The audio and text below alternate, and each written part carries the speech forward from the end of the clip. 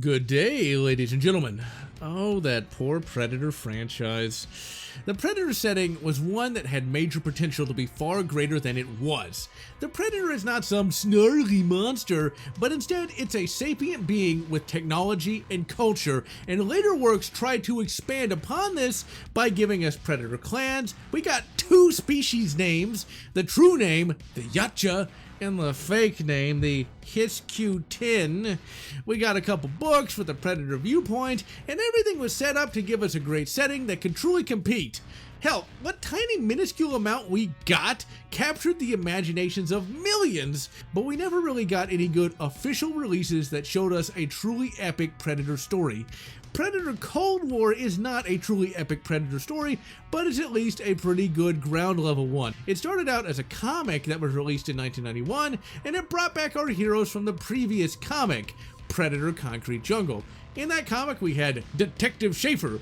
Yes, that's similar to Dutch Schaefer from Predator. It's his brother! It's not really determined if it's his older brother or his younger brother, and Detective Schaefer never gets a first name. We also got introduced to Schaefer's partner, Raish. Concrete Jungle, the comic/novel, is not the same as the game. Instead, it takes place in the late 1980s and features the Predators having a massive hunt down in New York City. Schaefer is able to take down a couple Predators, and the Preds eventually leave when it starts raining. Yeah, they're kind of wimpy, just saying. Cold War introduces a new character named Lieutenant Ligachev, later to be renamed Ligacheva, and we will just call her Lieutenant Babe for now. The comic would be successful enough that it would be novelized in 1997? Took their sweet time, didn't they? The story concerns humanity scrambling to secure a crashed Predator ship. That is how you incrementally expand a setting. You still got the Predators slaughtering squads of troops, but now we got a new reason, and humanity now has a reason to be proactive. The novel features two main protagonists. We've got Lieutenant Babe. She is a glorious Mother Russian officer sent with a detachment of troops to guard an oil pipeline in Siberia. She is a great protagonist. She earns the respect of her men, but she's not a bitch about it. She will fight, and she cares about her men and the people she is charged to protect. The Predator ship crashes in Siberia, and Lieutenant Babe and her troops go to investigate. Welcome to die! Her squad gets wiped out, and she is dramatically knocked out at just the right time, and is later rescued by some local reindeer herders. Schaefer honestly feels a little shoehorned into the story, but I get why he is there, and he serves a purpose. Schaefer and Raish have sadly split up. Raish was traumatized by the Predators, and now has become a sheriff in a small town in Oregon. Shit, man, I'd rather deal with the Preds. That's crazy. But seriously, in the 90s, Oregon was apparently quite nice. Schaefer is still a detective in New York, and he gets roped into the plot by General Phillips, the guy from the previous novel and Predator 1. He is tasked by the government with securing the Predator ship before the foul Russians do. Phillips Shanghai Schaefer so that he can have something of an expert. Phillips' team of badasses come from the 90s style of military characterization, aka hooligans. See, today we respect the operator, since he is high speed and low drag. In the 90s, the concept of special operations had not yet fully penetrated the popular culture, and thus Phillips' hand-picked high-speed, low-drag dudes are characterized as having the discipline of the average conscript, which must have been really insulting to the real dudes who went through all that training. This also comes from a time when American technology was seen as overcomplicated crap, such as Jam-O-Matic M16. Schaefer and co. get spiffy suits that use a heated gel to survive the cold, and of course it doesn't work. This novel, though, is fair to both East and West, and never comes out against either one. It mainly concerns the actions of Lieutenant Babe and Schaefer, and they make for some great protagonists as they are able to play off of each other. Lieutenant Babe is a great female character because she is a character first and female later. She is looked down upon as a female by the Russian military, but is adamant in doing her duty. Schaefer, in a surprisingly good bit of writing, is a deconstruction of the action hero. And that is not done in really a negative way either. Instead, it shows that the average action hero would not be quite as cool in real life as one would like. Schaefer is a cold operator and will crack wise at very inappropriate times.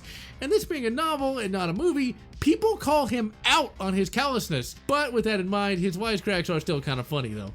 Sadly, the writer does not know his guns. Oh, it's bad. It's real bad. Late in the novel, Lieutenant Babe and Schaefer do some shooting. Lieutenant Babe and Schaefer have the AK-100. That is a rifle that does exist, and you can get a civilian legal version from my dudes at Palmetto State Armory. The rifle shoots the 7.62 by 39 round. This one. Well, Schaefer pulls out some mags that were for the M16 that shoots this round. This is an AK mag. This is an M16 mag. Notice the difference? Schaefer says that the mags are interchangeable? Uh-oh. And Lieutenant Babe says that the AK-100 can shoot any small bore round.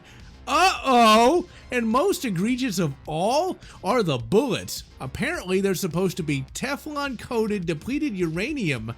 That's not the worst part of all that. Schaefer says that they have a magnum powder charge. Congrats! You just blew up your gun! Many times over at this point.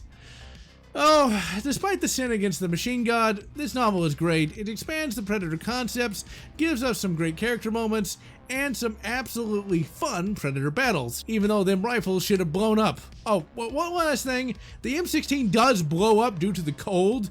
Not sure that would happen, but some shrapnel hits a guy in the face.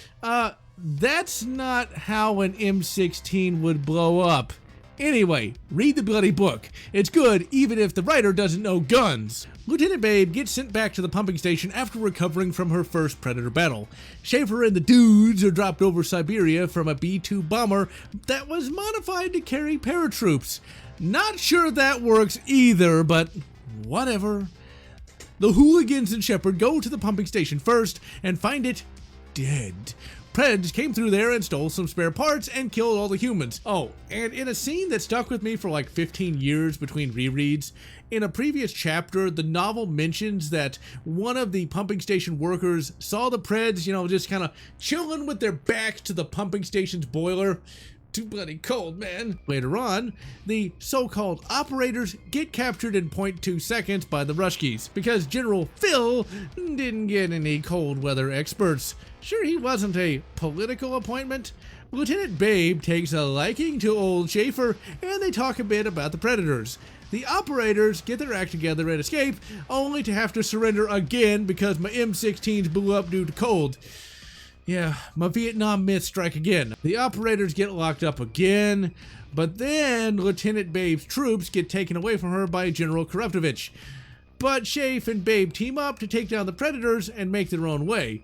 However, they have to contend with those bloody Russian troops because they both reach the Predator ship at about the same time. Our dynamic duo almost get perforated until the Predators investigate all the shooting and take out the Russians. Afterwards, we get our first epic battle between our dynamic duo and the Predators. Schaefer tries to kick the crap out of a Predator, but to no avail. The novel even says that hand-to-hand, the Predator fully outmatches a human. This may be true, but I've yet to see Predator outmatch Bullet. That's right, Lieutenant Babe gives the Predator the standard mother Russian greeting of Kalash to the face. The Predator don't get up after that. The dynamic duo heads to the Predator ship to plant some C4 that they found in a backpack.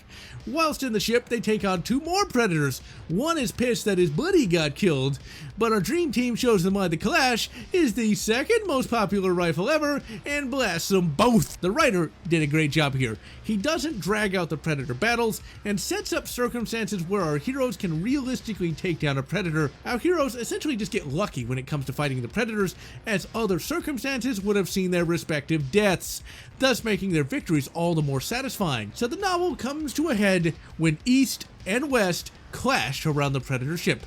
The Dream Team couldn't plant the bomb, and when they leave the ship, they face General Phil's team. Yeah, they escaped again, and a Russian team. Throughout the novel, Raish is a side character now, and once he learns that Schaefer has been shanghaied, he has been on a one-man battle to rescue his best friend.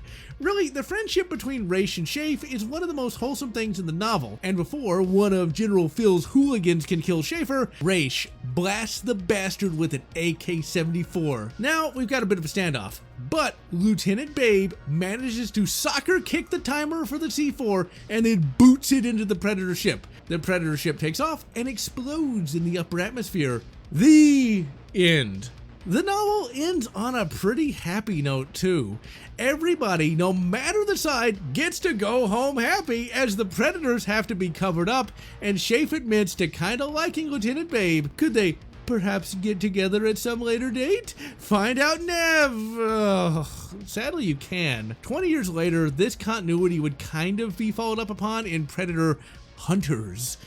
However, Lieutenant Babe in that comic is now a bitch, and Schaefer is retired.